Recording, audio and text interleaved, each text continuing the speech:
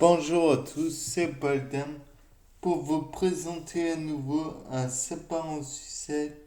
Et aujourd'hui, je voulais parler de la rhubarbe, de l'acide oxalique et de Helicobacter pylori. Oui, de prime abord, on ne voit pas trop le rapport, mais il y en a bel et bien un. Oui, en effet, la rhubarbe contient dans ses feuilles de l'acide oxalique. Je présume que cet acide de formule C2H2O4 est capable d'irriter l'estomac, voire d'éroder le fameux mucus protecteur qui empêche à l'estomac de se dissoudre lui-même. Car s'il érodait trop l'estomac, alors il serait possible qu'il y ait des fistules, donc le, la fameuse fistule que l'on connaît sûrement tous, à savoir la fistule gastro-intestinale. Bon, je ne suis pas sûr que tout le monde la connaisse et je ne suis même pas sûr que cela soit envisageable. Tout comme je ne suis pas sûr que vous sachiez tous ce qu'est une fistule. En fait, c'est un canal qui se produit entre deux organes et qui n'a pas lieu d'être. Il y a déjà des points de jonction ou même ce n'est pas sûr qu'il y ait utilité de la chose. Donc on va continuer. Donc je me disais que peut-être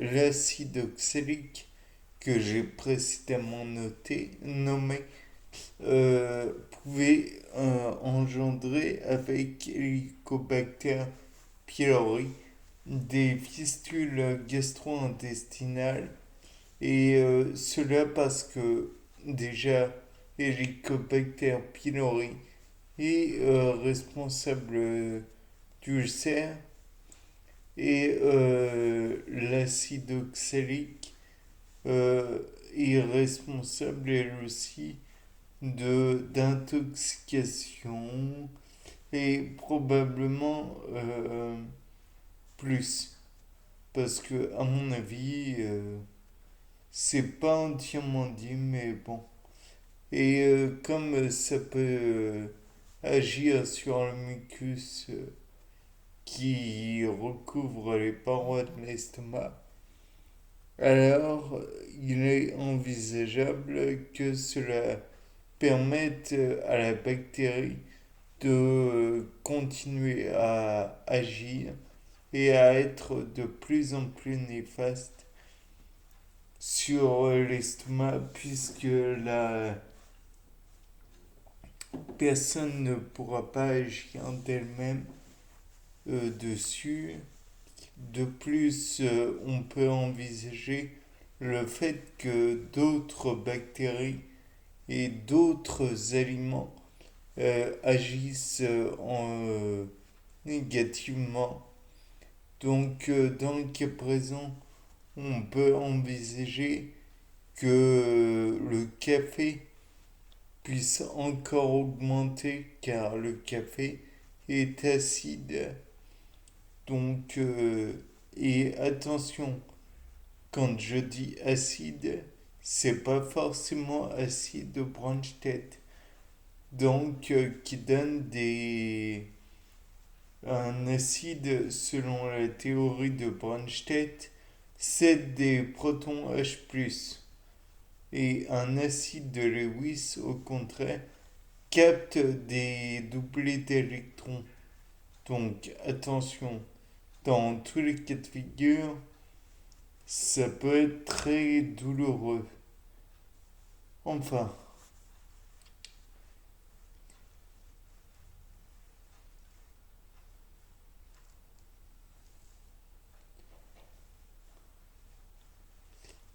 de plus, on peut dire que la rhubarbe, donc ce qui est à savoir, c'est que c'est non pas la tige qui est, con- qui est concernée pour les problèmes dus à la rhubarbe, mais bel et bien la feuille. De plus, je crois que ça peut provoquer,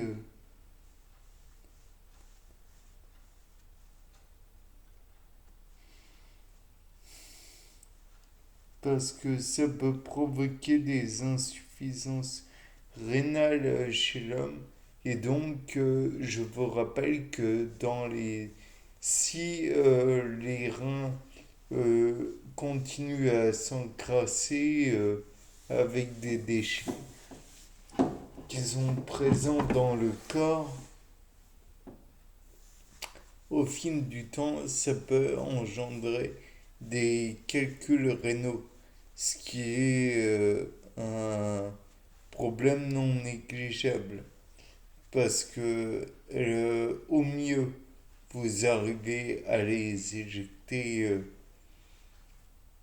naturellement, au mieux est un doux euphémisme, car c'est très douloureux. Au pire, il faut faire une action chirurgicale ou alors on peut essayer de les fragmenter, mais ça c'est un scénario qui ne peut pas arriver dans tous les cas de figure avec des ultrasons. Bien sûr, le cas des ultrasons, on le sait, en fait, les ultrasons, c'est parce que ils vont vibrer à une certaine fréquence et la fréquence en question peut être celle d'un comment dire d'un déchet qui justement vibre à cette fréquence et pas au contraire à d'autres fréquences. Donc si cela permet de retirer un petit peu de déchets, alors dans ce cas on va probablement le faire. Néanmoins, il faut savoir que le traitement par ultrason ne peut pas se faire dans tous les cas de figure. Malheureusement, on doit parfois avoir recours au, à la chirurgie, comme dit précédemment, afin de libérer les néphrédies. Car ce sont les canaux, entre autres, qui parcourent le rein. Je vous rappelle que les néphrédies sont aussi quelque chose que l'on a vu dans les annélides, à savoir les vers de terre. Alors, attendez. Et donc, c'est ce qu'il y a de merveilleux dans la biologie. On passe du ver de terre à la rhubarbe. Oui, c'est assez spécial.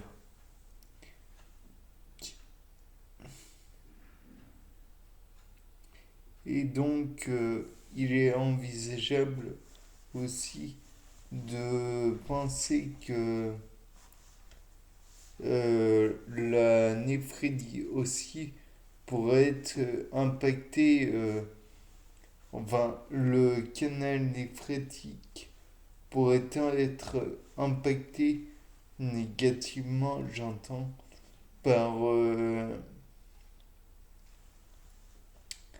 par l'acide oxalique. Supposer que l'acide oxalique en question puisse endommager le rein. Donc en dissolvant quelques parties. En plus du fait que l'acide urique puisse être néfaste. Bien, je pense que la néphrologie a tout à vous intéresser. C'était Paul Dame. Au revoir pour ce sapin en sucette.